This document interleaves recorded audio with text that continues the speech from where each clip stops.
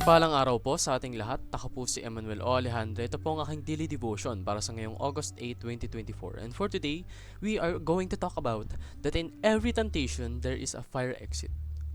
Makikita po natin ito sa 1 Corinthians chapter 10 verse 12 to 13 na nagsasabing, "Therefore let anyone who thinks that he stands take heed lest he fall. No temptation has overtaken you that is not common to man. God is faithful, and He will not let you be tempted beyond your ability. But with the temptation, He will also provide the way of escape, that you may be able to endure it." Sa Tagalog, kaya't ang nagkaakalang siya'y nakatayo ay mag-ingat na baka siya'y mabuwal.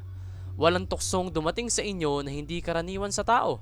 Subalit tapat ang Diyos na hindi niya ipinahihintulot na kayo tuksohin ng higit sa inyong makakaya. Kundi kalakip din ng tukso ay naglalaan ng pag-iwas upang ito'y inyong makayang tiisin. So, sinasabi po rito na tayo as humans is laganap sa temptation. Kumbaga, maraming nag-uudyok sa atin upang i-disobey ang Panginoon, upang hindi sumunod sa kanyang mga utos, upang ibaliwala ang kanyang mga katuruan. Pero lahat po ng temptation na yon is kakayanin natin.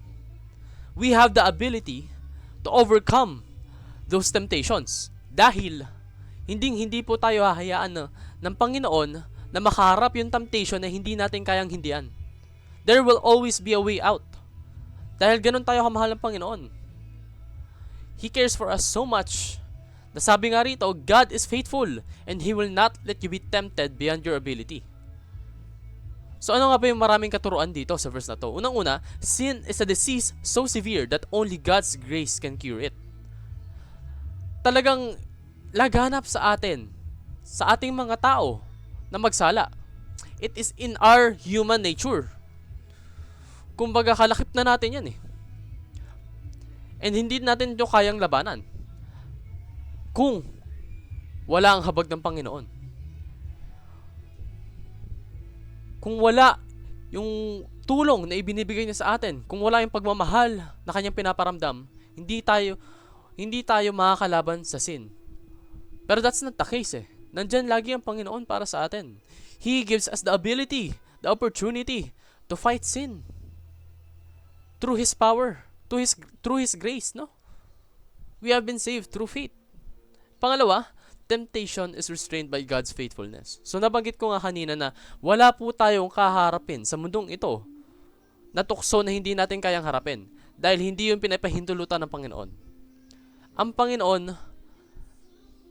nandyan yan upang siguraduhin na lahat ng hirap, lahat ng pasakit, lahat ng temptation na makakaharap mo sa inyong buhay is kakayanin mo.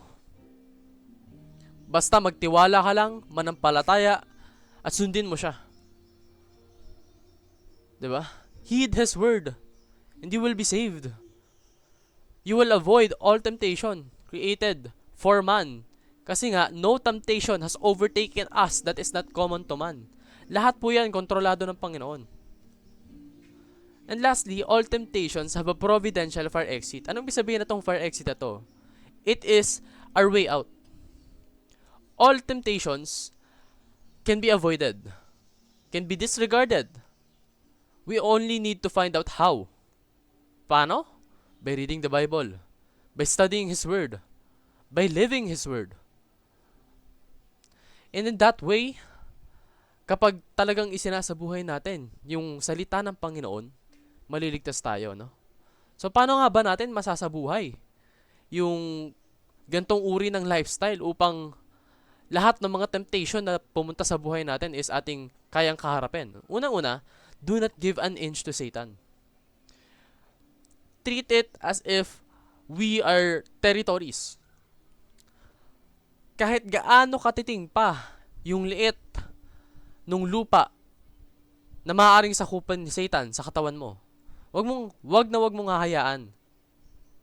Kasi when that happens, when you give an inch to Satan, he will always want to take another inch. It's slowly progressing, no? Kumbaga, kung hinayaan mong mangyari yung initial step, tuloy-tuloy na yung step na yan hanggang sa maglakad ng maglakad papunta sa demise mo. Na hindi mo na namamalayan, sinakop ka na ni Satan. Na yung mga decisions mo is influenced na by him. So do not give an inch to Satan. Kahit gaano pa katiting yan. Huwag mong hahayaang magpasakop sa kanya. Pangalawa, trust God's faithfulness. Sa lahat ng ginagawa mo sa buhay, sa lahat ng paghihirap na kinakaharap mo, sa lahat ng tukso na dadating sa buhay mo, lagi kang kumapit sa Panginoon.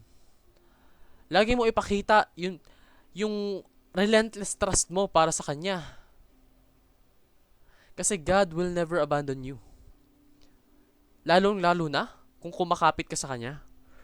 Kung nananampalataya ka sa Kanya, nandyan siya para sa'yo. God is with us, always and forever. So have faith and trust in Him. And lastly po, escape through God's providential fire exit. Believe me, lahat ng kaharapin mong tukso, there is a way out. Lahat ng opportunity upang mag-sin ka, there will always be an opportunity to avoid that sin. You have to be diligent. You have to be faithful.